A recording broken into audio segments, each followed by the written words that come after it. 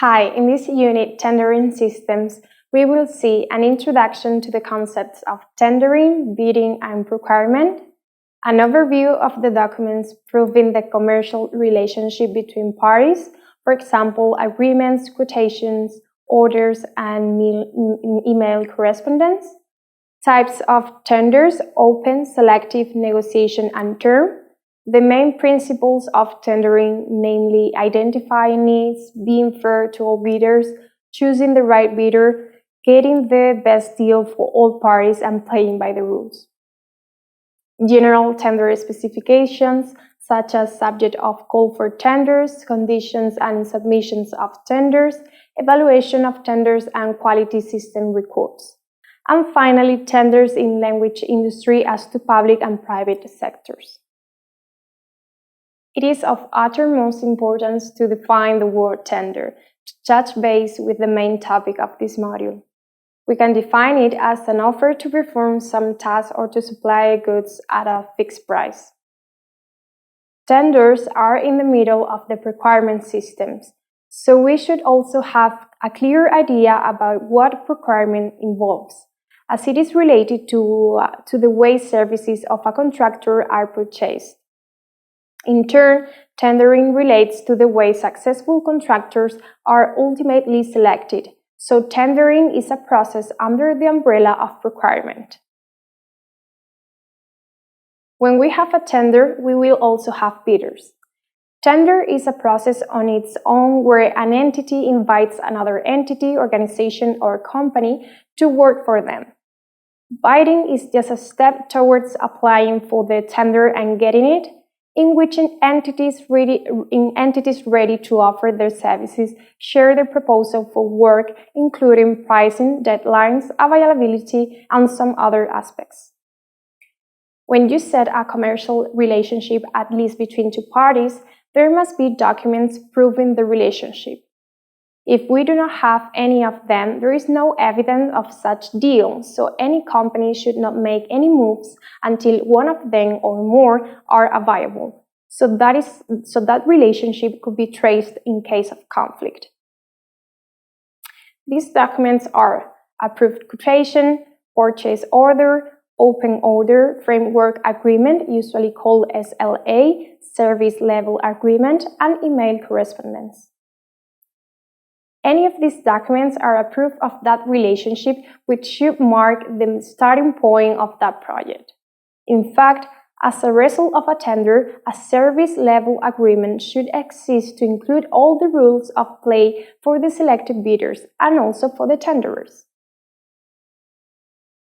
Though tenders could have different forms according to the different concept of tendering and needs tenders require, we should have a general classification as a reference. First, open tender, the main tender procedure by private and government entities by which those entities advertise the tender offer along with the key information of the proposed works and invite interested contractors.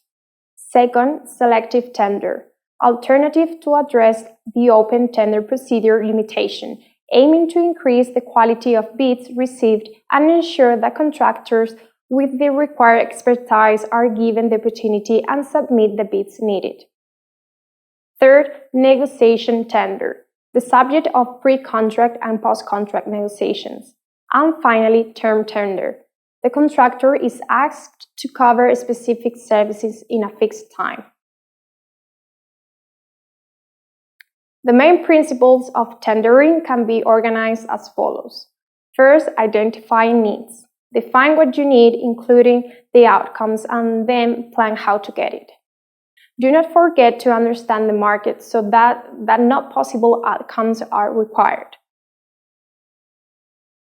Choose a process proportional to their size, complexity, and any risks involved. Second, being fair to all bidders. Create competition and encourage capable suppliers to respond. Treat suppliers equally. Clearly explain how to assess proposals so suppliers know what to focus on. Talk to unsuccessful suppliers so they can learn and know how to improve next time. Third, choosing the right bidder. Choose the right supplier who can deliver what you need. at a fair price and on time. Make it worthwhile for suppliers, encouraging and rewarding them to deliver great results. Identify relevant risks and get the right person to manage them. Fourth, getting the best deal for all parties. Encourage and be receptive to new ideas and ways of doing things. Do not be too prescriptive. Take calculated risk and reward new ideas. Have clear performance measures by monitoring and managing to make sure you get great results. Work together with suppliers to make ongoing savings and improvements. Finally, playing by the rules. Be accountable, transparent, and reasonable. Make sure everyone involved in the process acts responsibly, lawfully, and with integrity. Stay impartial, identify and manage conflicts of interest, prioritize suppliers' commercially sensitive information and intellectual property. As to general tender specification, we could set out three main groupings. Subject of call for tenders, clearly state the scope of the tender. Specify the expected quality. Specify the way the bids will be ranked, quality, price, deadlines, technology, etc. Specify causes for disqualification and set confidentiality and data protection.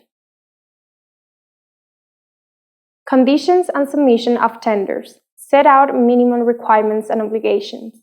Define the way to submit a tender. Define status and legal form to be complied with. And set economic and financial standing requirements for bidders. Evaluation of tenders. Define the selection criteria. Define the exclusion criteria. Define the minimum capacity for bidders. Define the professional capacity of bidders, including qualification and experience of human resources. Define the technological capacity of bidders, and define the award criteria, including potential tests, prices, deadlines, etc. Tenders in language industry are very usual and come both from public sector, that is administration, government and official bodies, and from private sector. They can be similar as to the goal, but they may differ as to procedures, as public sector is more bound to certain official procedures. We could see some well-known examples of both. Though tendering is very similar in general terms in the different countries, as an illustrative references, we will see an overview of some public and private tenders held in Spain. I hope you enjoyed this unit. You can complete this introduction with the materials available in the platform. See you in the next video.